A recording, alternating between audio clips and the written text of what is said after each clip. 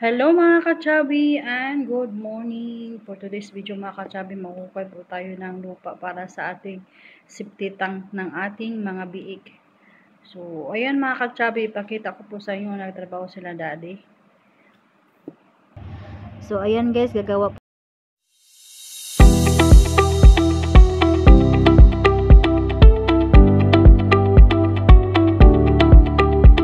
tayo ng septic tank ng ating mga baboy, mga biik guys.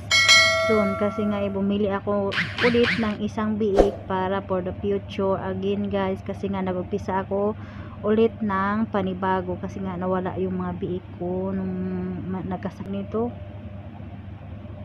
para gawin ng septic tank ng aming baboy. So ganyan kami guys, nagtulungan si daddy at saka yung mga bata, si Rapi, si Dinmar, si Bijan. So ganyan kami guys, at ako naman ang nagtatrabaho dito sa ibang bansa para pang suporta din sa kanila, kasi nga yung asawa ko, ang laki naman ng tulong niya din sa akin, kasi pag wala din naman siya, di pa din ako, hindi magawa niya kung anong gusto niyang gawin doon sa bahay, kung anong mga plano namin. So ayan guys, nagtutulungan po kami. Wala pong nakaupo sa amin. So salamat daddy po sa suporta, kung ano ang mga plano ko ginagawa mo naman, at saka salamat sa Lord. Sana bigyan din tayo ni Lord ng malakas na pangangatawan, hindi lang tayo magkasakit, at gabayan din ako ni Lord dito kasi nasa malayo po ako, para may pang support po ako sa inyo. So ngayon guys, nagsimula po kami ulit ng panibago kasi nga nawala yung mga biik namin guys, yung inahin at saka yung mga maliliit, nawala talaga lahat.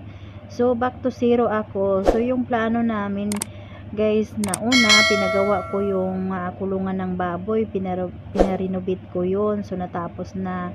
So ngayon ay yung may-ari ng bahay, lupa dyan pala sa malapit sa amin, gusto niya ay gawa ng septic tank yung yung mga dumi ng mga baboy ba, kasi nga ay sa kabila yung lupa binibenta niya yun para hindi daw magbasa yung mga tubig, hindi daw dadaan doon.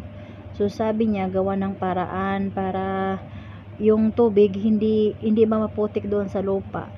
So yung ginawa ng asawa ko, yung plano niya, magawa kami ng septic tank. So another budget naman, hindi ko alam kung magkano budget yan, basta yung plano lang namin, basta ginawa namin na ganon kasi nga gusto namin din malinis do, diba? Kasi hirap din naman makakasira din tayo sa ibang tao, sa kapitbahay. So ginawa lang namin ng paraan guys. So yung ginawa ng asawa ko guys, yung pag nakutkot sila ng dyan, mabato kasi sa ilalim daming bato. So ayan guys, continue po tayo. Ayan po si Rapi at saka si daddy. Kanon po kasi kami guys, nagtulungan po kami sa bahay. So ayan si daddy, back to forward po tayo, fast forward pala. So ayan, nakutkot na yung ayan, daming bato sa ilalim, diba?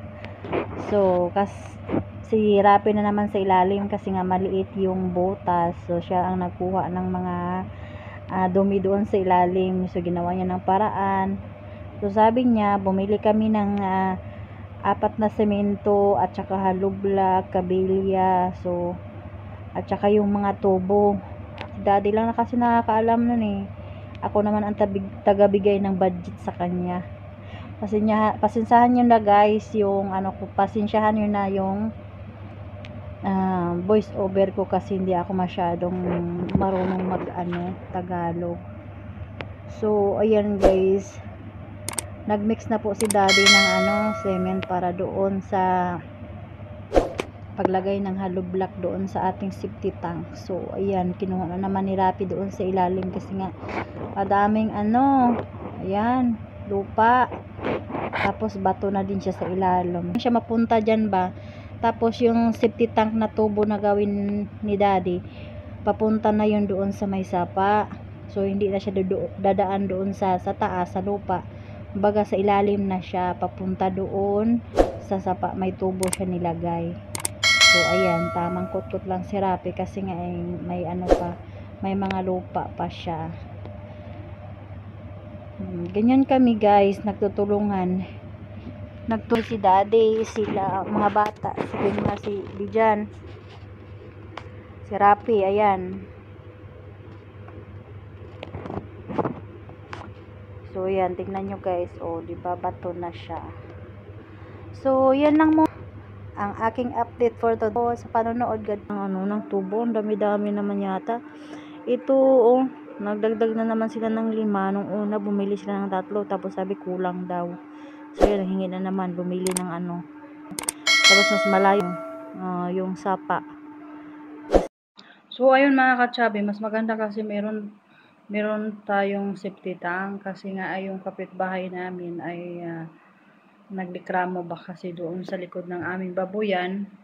Aming mga biik ay tawag nito, maputik kasi, kaya ayun, gumawa na lang kami ng sakitang para sa gulo din. Ayun mga katsabi, maganda na din yun para hindi din mabaho, no, diba? Tapos mayroong parang tubo na papunta doon sa sapa para pag puno na siya, pwede lang siya mapunta doon sa sapa, hindi siya mag-overflow. So, yan lang mga katsabi, and thank you for watching, and bye bye, see you next vlog.